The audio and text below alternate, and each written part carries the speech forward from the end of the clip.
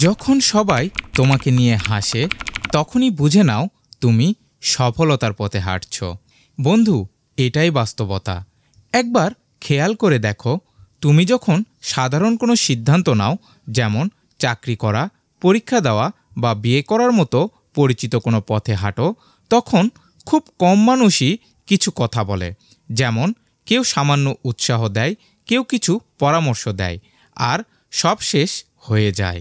কিন্তু ঠিক তখনই চারপাশ অস্বস্তিতে পড়ে যায় যখন তুমি ভিন্ন কিছু করতে চাও, নিজের স্বপ্ন গড়তে চাও, নিজের মতো করে ভাবতে চাও, কিছু আলাদা করে করতে চাও। সেখান থেকেই শুরু হয় উপহাস। এটা দিয়ে কি হবে? তোমার মতো মানুষ এটা পারবে? বোকার মতো সময় নষ্ট করছো। এই কথাগুলো শুনে তখন তোমার কষ্ট লাগা স্বাভাবিক। কিন্তু জানো কি, এই কথাগুলোই তোমাকে ভিতর থেকে গড়ে তোলে, তোমাকে শক্ত করে তোলে। এখন প্রশ্ন করো, কেন তাদের উপহাস আসে? কারণ তুমি পরিচিত ছকে হাঁটছ না। মানুষ নতুন কিছুকে প্রথমে ভয় পায়, তারপর ব্যঙ্গ করে, এরপর প্রশ্ন তোলে, আর সবশেষে সেই নতুনকেই মেনে নেয়। যখন তুমি সাহস করে নিজের পথে হাঁটো, তারা তোমাকে ব্যতিক্রমী ভাববে। কিন্তু ব্যতিক্রমী হওয়াটাই তো বড় হওয়ার প্রথম ধাপ। সবাই যা করে সেটাই যদি তুমি করো, নতুন কিছু সৃষ্টি হবে কিভাবে? অন্যের উপহাস আসলে এক ধরনের প্রশংসা, তবে তা লুকিয়ে থাকে ছদ্মবেশে। মানুষ তোমাকে ব্যঙ্গ করে কারণ তুমি তাদের পরিচিত গণ্ডির বাইরে চলে গেছ।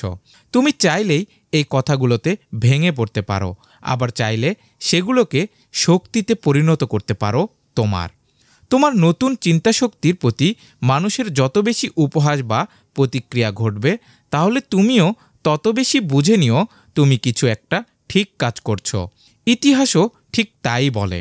সত্যজিৎ রায়ের পথের পাঁচালী বানানোর সময় অনেকেই বলেছিল এটা কেউ দেখবেই না। জে.কে. রাউলিংয়ের হ্যারি পটার 12টি প্রকাশনী প্রত্যাখ্যান করেছিল। স্টিভ জবস, এলন মাস্ক, এমনকি রবীন্দ্রনাথ ঠাকুর, প্রত্যেকের জীবনেই প্রথমে উপহাস এসেছে। তাদের সবাইকে একসময় অসম্ভব বলা হয়েছিল, কিন্তু তারাই হয়ে উঠেছে অনুপ্রেরণা। তোমার জন্য বার্তা, যদি তুমি এখন উপহাসের মুখে দাঁড়িয়ে থাকো, জেনে রাখো তুমি একা নও। এটাই সেই পর্যায় যেটা পেরিয়ে গেলে ভবিষ্যৎ একান্তই তোমার হবে। নিজের উপর বিশ্বাস রাখো, কঠোর পরিশ্রম করো, আর ভেতরের আগুনটা জ্বালিয়ে রাখো। আজ যারা হাসছে, কাল তারাই তোমার গল্প বলবে অন্যকে। সবশেষে কথা হলো, উপহাসের মধ্যে লুকিয়ে থাকে ভবিষ্যতের সম্ভাবনা। তোমার স্বপ্নের দরজা খোলা, শুধু দরজার সামনে একটু অন্যের হাসির শব্দ বাজছে, একটু অন্যের ব্যঙ্গ বিদ্রূপ তোমাকে সহ্য করতে হচ্ছে। এই যা, ভয় পেও না, এগিয়ে যাও। সফলতা একদিন আসবেই, ইনশাল্লাহ।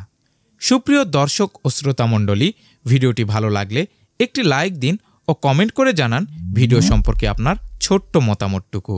আর ভিডিওটি আপনার ভালো লেগে থাকলে আপনার কোনো বন্ধুর ফেসবুক, মেসেঞ্জার, হোয়াটসঅ্যাপ ও টেলিগ্রামে ভিডিওটি শেয়ার করতে পারেন। আর আমার চ্যানেলে নতুন হলে মর্মবাণী চ্যানেলটি সাবস্ক্রাইব করে নোটিফিকেশন আইকন অন করে দিন, এরকম মোটিভেশনাল ভিডিও সবার আগে দেখার জন্য। সকলের সুস্বাস্থ্য কামনা করে আজকের মতো বিদায় নিচ্ছি।